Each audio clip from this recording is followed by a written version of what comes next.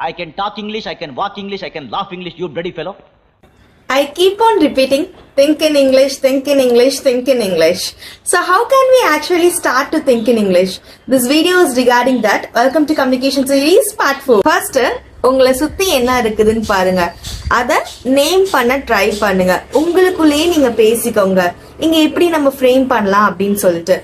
For example, ஒரு table மேல pen and paper இருந்துச்சுன்னா, on the table there is a pen and papers.